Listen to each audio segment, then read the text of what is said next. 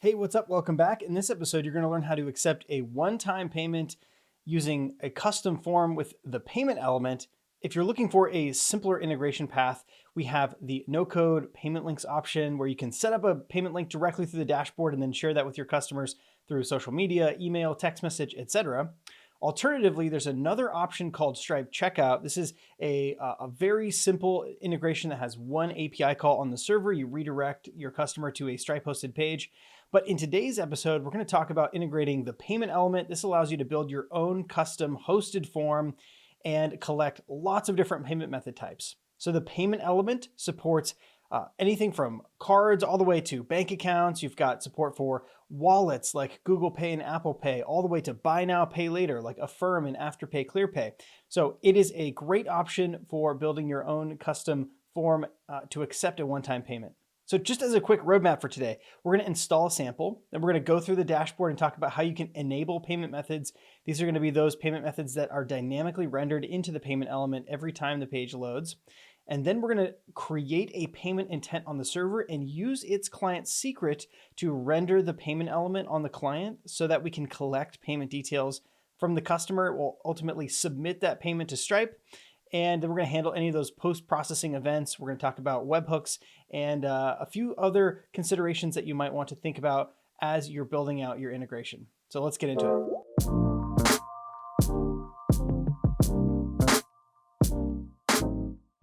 All right, we're going to start from a Stripe sample today so that we don't have to write a bunch of boilerplate for today's demo. If you haven't already, you can head over to the extension gallery and install the Stripe for VS Code extension.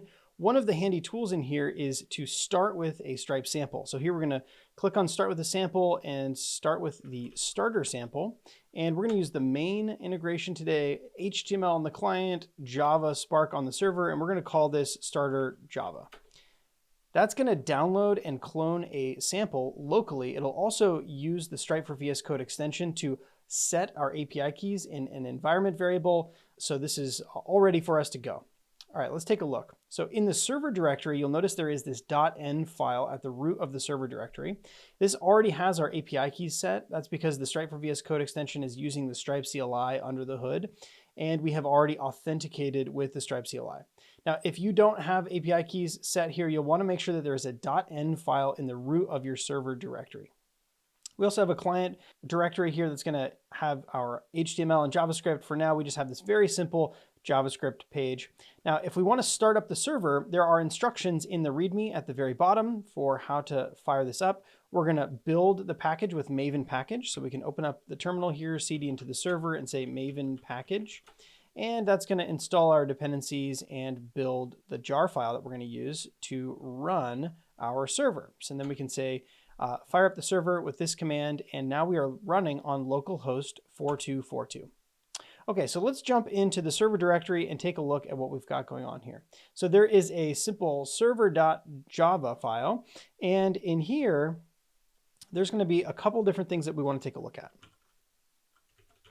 All right, we'll start off at the very top of the server class.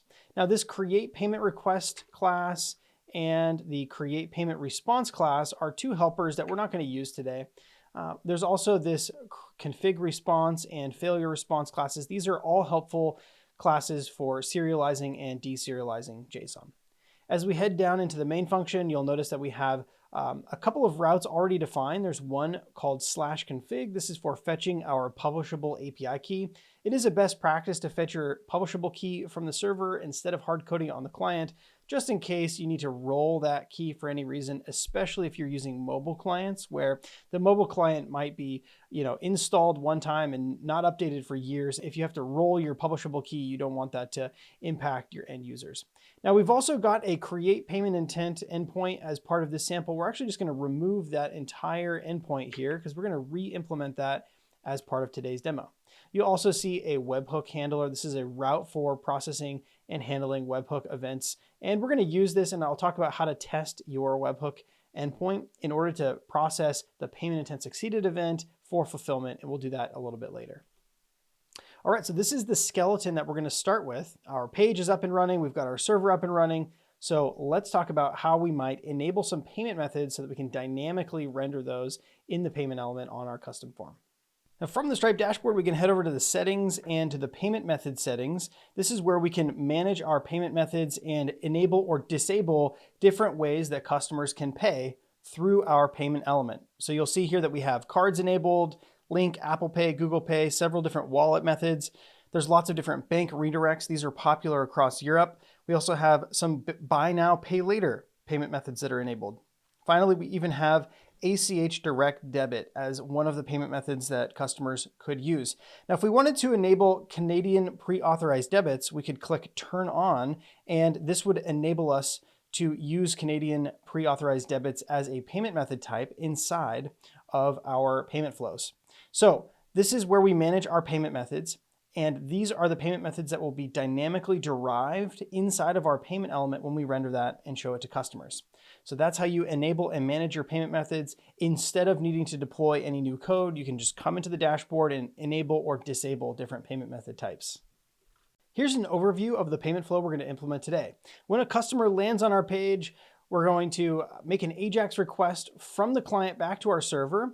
Maybe that will include any order information or a product that they want to purchase. And then from our server, we're going to calculate the amount that we want to charge and make an API call to Stripe to create a payment intent.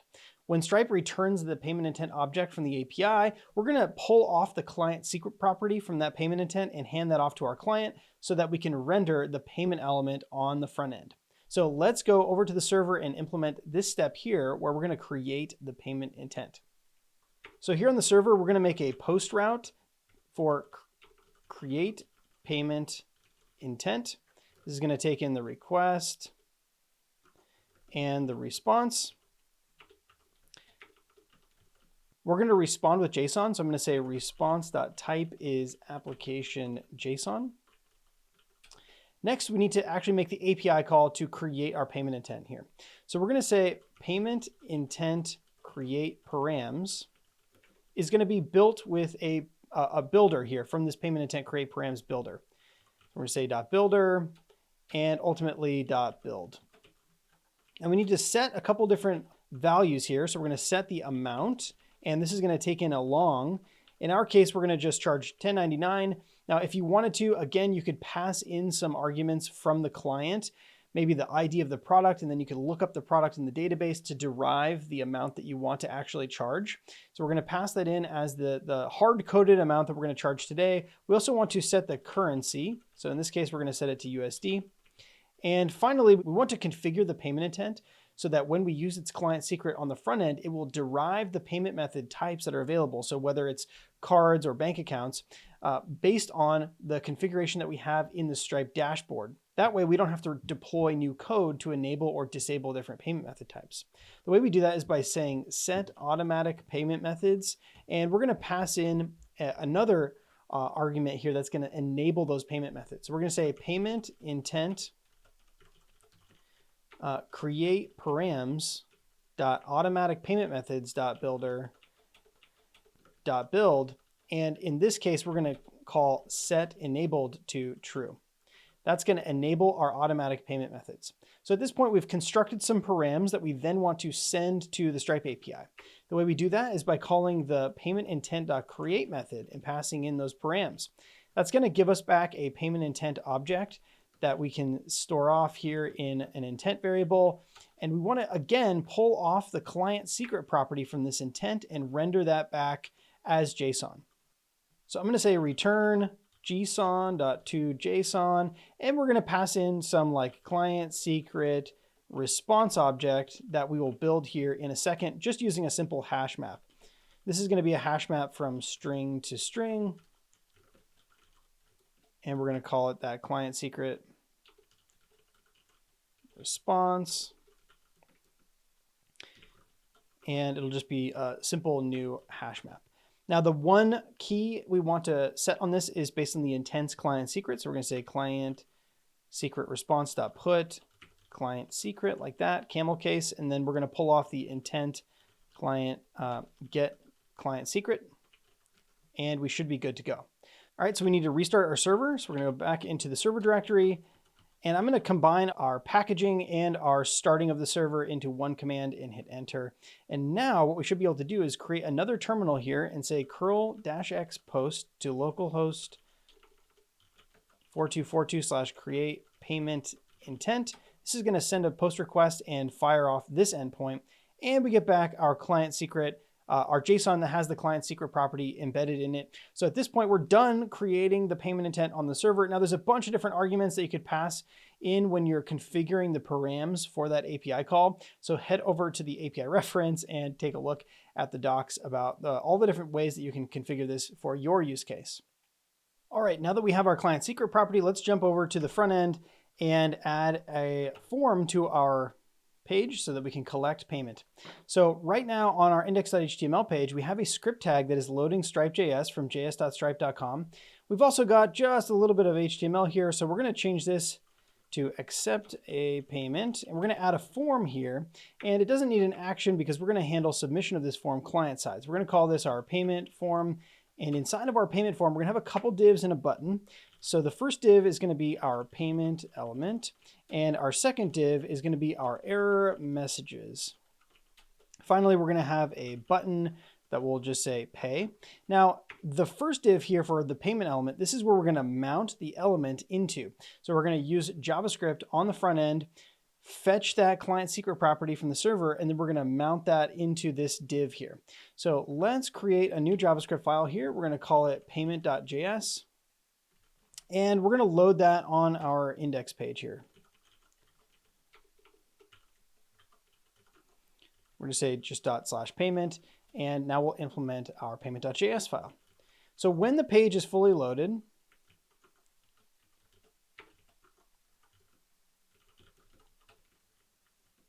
we want to do a couple of things. First, we're going to fetch the publishable key from the server. Then we're going to fetch the client secret property for the payment intent. And then we'll mount our elements. Okay, so to fetch our publishable key from the server, we're going to use the fetch API to make a GET request to /config. Now, this method is going to return a promise that will resolve with a response object that has a method on it called JSON, which will also return a promise. So we're going to await that, and this is going to give us back our publishable key. We're going to use that publishable key to initialize a new instance of Stripe, and that will allow us to construct some elements and use the Stripe API client side from here forward. Now we want to fetch the client secret property for that payment intent. So we're going to make the call, a fetch call to create payment intent. And this is going to take in an object because we need to specify the method as post request. We're also going to pass in some headers saying that we want back a content type of application JSON. And here's where you would specify any body if you wanted to pass in some arguments from the client, maybe including like a product ID or something that you're going to use in order to derive which amount you want to charge. In the demo today, we're not actually passing anything from the front end, and we're just hard coding that $10.99 amount. This fetch method is going to return a promise that's going to resolve with an object, again, a response object that has this JSON property on it. So we're going to await this again. And this time we're going to pull off the client secret property. Now we're going to use this client secret to construct our elements. So we're going to say const elements is stripe.elements. Now in the past, you would just call stripe.elements and that would give you back an elements group that could create, one of the classic card elements. But in the case of the payment element, we want to construct our elements group passing in the client secret property from the payment intent we just created server side. This will allow us to derive which payment method types we should display based on the currency of the payment intent and the payment method types that are enabled in the Stripe dashboard. All right, let's make a payment element. We're going to call elements.create and pass in the string payment. That's going to create a payment element for us. And now we can finally mount the payment element onto our form by passing in the CSS selector for that div that we created earlier. So at this point, if we were to refresh our page here, we should see our pay button. We also see the payment element rendered out. So that's great. Now we're able to sort of collect payment details on the client. But if we were to push the pay button here, this is not actually going to submit the payment to Stripe. That is going to be in the next step here. Next, we're going to grab reference to our form element using document.getElementById, passing in the ID of the payment form. Now, when the form is submitted, we're going to first prevent the default on the event so that it does not cause a full page refresh. Then we're going to submit the payment to Stripe. So on Stripe.js, on this Stripe object, we can call confirm payment. And we can pass in this object that has reference to the elements group that we created earlier. And it also has some arguments here that are going to configure what happens when we confirm payment. So we're going to pass in some confirm params. Inside of confirm params, we want to include a return URL. And this is where the customer will be redirected after they complete the payment flow. This is going to be window.location.8. For the demo today, we're going to keep it really simple. We're going to redirect to another HTML page that's called complete.html. So we're going to say window.location.href. We'll split on the question mark and then just grab the first part of that and add on the complete.html as our route. Now, confirm payment might return a promise in the case that payment failed, and that'll have an error property on it. So we can check to see if there was an error, and if there was, then we want to log that out in our messages div that we created earlier. So again, we're going to grab reference to the messages div with document.getElementById. We're going to pass in error messages, and we're going to populate those messages with the error response objects. We're going to say error.message. All right. Now we're ready to take this for a spin. We're going to refresh our page so that we have that new JavaScript and we're ready to walk through the flow. You also notice that these different payment method types are rendering based on the currency and also the settings that I have enabled in the Stripe dashboard. So here we can pass in a test card number. This is the 4242 number, which will result in a successful payment. We can click on pay. And we're redirected to a new page. At the top here, if you zoom in, you can see that this is going to the complete.html route, but it includes a couple things in the query string parameter. Namely, it has a payment intent ID and a payment intent client secret. Okay, so let's go implement complete.html. So let's create a new HTML file here. We're going to call it complete.html. We're going to put this inside of the client, and I'm actually just going to grab most of what we already had in index.html to get us started. So instead of payment.js, we're going to create another file called complete.js, and we're going to have just a completion page here. Clean this up a little bit, and now we'll also add a pre-tag here that's going to have the ID of payment intent, and that'll give us a place to render out the JSON for the payment intent so we can look at its status and all the attributes that we might use to build our own custom sort of like confirmation page. All right, let's make a new file for that complete.js. And again, once the document is fully loaded, we're going to fetch the publishable key. And then we're going to render the payment intent. Okay, so let's grab our publishable key.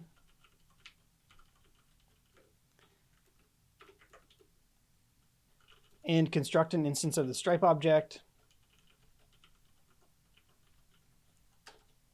We also want to grab that client secret property off the query string parameter. So we're going to create a new params object here from URL search params, passing in window.location.href. And now we can call params.get and pass in payment intent client secret, all lowercase, snake case. And now we can use Stripe.js client side to retrieve the payment intent. So Stripe.retrieve payment intent takes in a client secret property. This again returns a promise that once it resolves, it'll have this payment intent property on it. And that payment intent will have all of the JSON for the object. So again, we're going to render this out into the page. So we can say document.getElementById, payment intent.inner text is going to be equal to, we'll stringify our payment intent and null2 just to make it look nice. So if we refresh our page here, now we see this complete.html page and we're seeing the contents of our payment intent. We can see the status is succeeded here at the bottom. So we know that our payment has successfully gone through. We can also tell a bunch of information about the payment intent, including what payment method types might have been presented and any other details. We don't want to use this completion page as the signal for when we should complete our fulfillment of the order. Instead, we want to use webhooks. So webhooks are a way to be notified from Stripe when events happen on your Stripe account. The benefit of webhooks over using this completion page is if someone closes their browser or maybe their internet dies or their battery dies on their phone, there's a possibility that they won't be redirected to this completion page, although they may have completed payment. And in that case, we still want to make sure that we're fulfilling the order. With a webhook handler, Stripe will continue retrying to deliver a webhook event notification for up to 3 days with exponential backoff if the first delivery is not successful.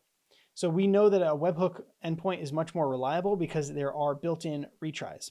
So if we look at our webhook endpoint here, you'll notice that we are parsing the incoming request body from Stripe or constructing an event. And then we're going to look at the event type. And based on the type of the event, we can create this switch statement where depending on the event type, we can perform different actions, fulfill orders, pull from inventory, print shipping labels, etc. Right now, we're just printing out that we received payment here. This is going to be printed out to the server logs. Now, I wanted to show that there's this tool inside of the Stripe for VS Code extension where we can forward events to a local running server. So we're going to say we want to forward events to localhost 4242/webhook. Now this dialog here is going to ask us for two different URLs. The first is for account events. Those are events that are firing on our own account. We haven't talked about Stripe Connect at all. That's a tool for building platforms and marketplaces. But this second webhook endpoint that it's expecting is for Connect events. So we're going to fire this up and this will start a new listener on our Stripe account. And as events fire, they're going to be logged out here to our Stripe listener. They're also going to be forwarded into our server. So we're going to take a look at this listen output as we reload the page, because recall that as soon as we reload our root route, that's going to make an API call to Stripe to create a payment intent. And here we can see that the payment intent.created event fired. It was delivered to our webhook handler and the server responded with a 400 status code. That's because we're not currently handling that event type. That's an unexpected event type. Okay, so now if we go through our payment flow one more time, we can see that we received this payment intent succeeded event and responded with a 200 status code from our server. If we go over to the server logs, we can see that this payment intent received or this payment received output message was indeed logged to the console. Again, this is where you would handle fulfillment of those payments. You might be wondering how to test out your integration. Well, over in the documentation for accepting a payment, you can drill down into the test integration section, and for each of the different payment method families between cards, wallets, bank redirects, etc., there are several different things that will allow you to test different scenarios. So for instance, we can grab this card, this test card that ends in 3155, and we can use that as one of our test cards inside of the payment element. And you'll notice that as we go through the payment flow here, this will trigger a secure customer authentication payment flow. So this is going to pop up a modal, and in production, this modal would contain a bank account, 2FA, or sort of like a one-time code or some way to verify that the customer is who they say they are and that they are allowed to authenticate this payment. So that's one way that you can test sort of 3D secure and secure customer authentication is with that special card number. Another thing worth noting is in the documentation, there are some optional steps depending on specific payment method types or QR code-based payment methods. These might require that you pass additional details when creating the payment intent, or they might have other considerations like with Apple Pay, you'll need to go into the dashboard and make sure that you have an Apple Pay domain set up and verified. So just to review the entire flow, the customer lands on the page, and we use any information from that page to create a payment intent using the API. And then when we return that payment intent's client secret to the client, we use that to build out a payment element on our custom form. That's where customers enter their billing details, and then we can submit that payment directly to Stripe client side. and then the customer is redirected to a return URL where we display this return status or this success status, completion status.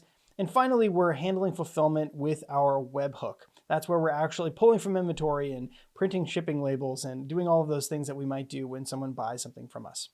Thank you so much for watching, and we'll see you in the next one.